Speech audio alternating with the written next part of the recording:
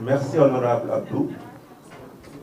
Je serai moins long que notre collègue Thierno Alassane. Permettez-moi de saluer toute l'assistance, mais surtout se féliciter de la forte présence des députés de l'opposition. Et préciser que le recours pour lequel je vais revenir sur les motivations en quelques lignes, nous avions 23 députés de l'opposition. Mais je pense qu'ici, nous ne sommes pas loin de la trentaine. C'est pour confirmer ce que le collègue Abdou a dit. Pour des raisons de précaution, nous voulons juste nous limiter à au-delà de 17, parce que ça suffisait largement. Mais au total, nous sommes 23 qui avons signé ce recours au Conseil constitutionnel, parce que pour l'essentiel, l'opposition démocratique a voté contre cette proposition de loi qui est injuste, qui est une loi scélérate et qui consacre la rupture de l'égalité des citoyens, contrairement à ce que dit la Constitution de notre pays, dit en son article 4 que les citoyens sont égaux devant la loi. Donc, hier, plus exactement le mardi 8, nous, députés de l'opposition, nous avons déposé au greffe du tribunal, au greffe du Conseil constitutionnel, une requête visant à déclarer inconstitutionnelle la loi portant interprétation de l'amnistie votée en mars 2024. Il s'agit d'une initiative parlementaire signée par 23 députés de l'opposition, dont 13 du groupe Takku Wallu et 10 du groupe des non-inscrits.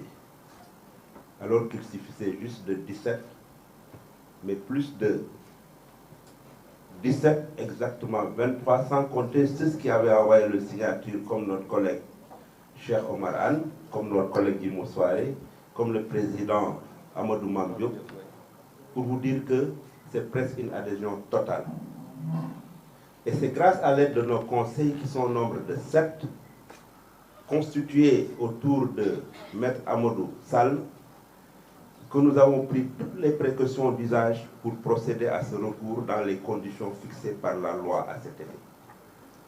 Il appartient désormais au Conseil constitutionnel, seul à même de dire le droit, de fixer le peuple au nom duquel cette dangereuse loi a été adoptée par la majorité mécanique de la représentation nationale.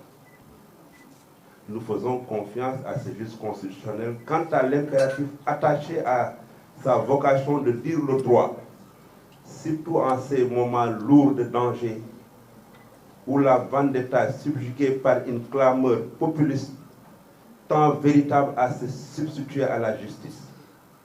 En tant que citoyens, nous faisons confiance à cette justice sans estimer que cela nous donne le droit de mettre la pression sur les magistrats, comme nos collègues de l'autre bord l'ont fait, appuyés par, malheureusement, le président de la République qui est garant du bon fonctionnement des institutions.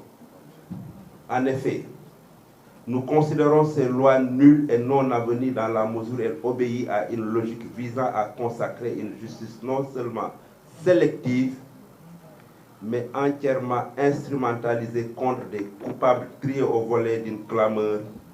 L'interprétation du parti PASTEF constitue sans nul doute une rupture d'égalité et instaure en même temps une justice à deux vitesses. Ainsi, elle établit une hiérarchie au sein des justiciables qui place au sommet de la pyramide de l'impunité les militants d'un projet dont les premières senteurs portent les effluves d'un dessein funeste de destruction de nos comment vouloir vivre ensemble. Pire, cette loi, telle une chape de plomb, suspend au-dessous de nos forces de défense et de sécurité, orfèvre inlassable et vaillant garant de notre paix sociale, une présomption de culpabilité selon le narratif des clameurs populistes, les charges ou les décharges des crimes, délits et d'infractions retenus contre eux par les fédérations du projet. C'est dire que par-delà cette démarche républicaine de saisine du Conseil constitutionnel, nous estimons que cette loi interprète notre conscience historique et collective et donc dépasse les parlementaires et représentants des peuples que nous sommes, c'est une affaire de l'ensemble du peuple sénégalais. Sous ce rapport, il revient à tout citoyen sénégalais d'interroger sa conscience historique, si tant est que nous soyons soucieux des valeurs cardinales de droiture et de justice dont nous avons hérité de nos aînés, et se demander s'il accepte que cette scélératrice soit adoptée à son nom.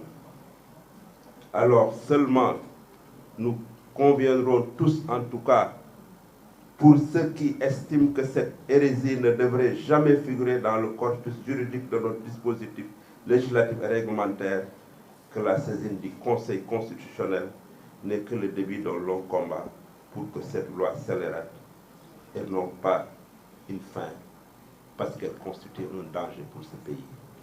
Nous allons vous faire parvenir l'intégralité du recours qui a été déposé par nos conseillers, et nous pensons très sincèrement que sur le fond, dans la forme, cette proposition de loi serait rejetée par le juge constitutionnel. Je vous remercie.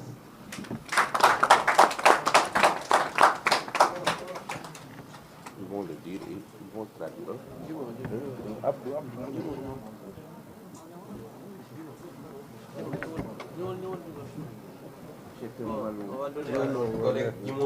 Correct,